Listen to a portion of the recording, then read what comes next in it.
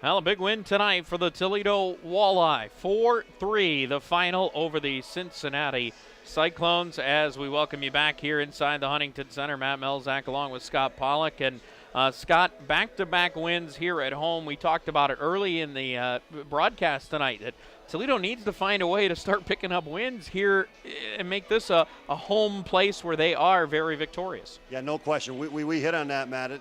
As the season goes on, points become so important. You want to be able to establish that home ice and that good feeling of confidence at home.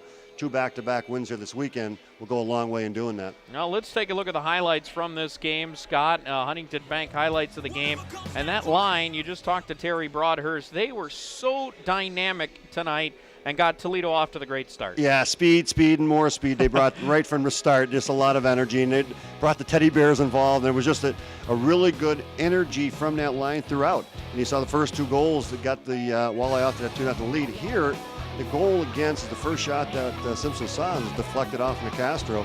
We had a lot of this tonight, a lot of extracurriculars, but what you would expect from a game with so much on the line.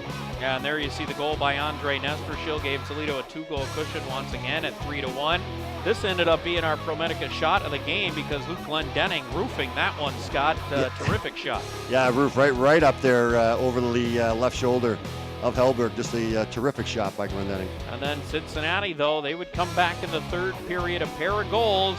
And next thing you knew, it was danger time here at the Huntington Center, but Toledo comes away with a 4-3 win. What stands out to you when we look at those stats there, Scott? Is it the shots? Well, it's clearly the shots on top of just the overall chances that Toledo generated. But again, what was most important in the whole thing, Matt, is the way they created the chances, but then making the plays necessary to win the game. Protecting that 1 goalie that at one time was 3, gets to 1, but make the plays necessary to win the game. Yeah, final thought here, Scott. How hard is it, and I know you asked Terry Broadhurst as well, just the way that game changes for you. How hard is it as a player? You're up 4-1. Everything's on cruise control.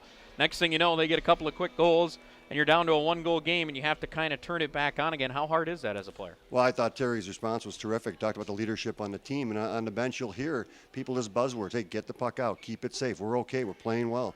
And it's exactly what Terry mentioned. There's a lot of strong leaders on this team.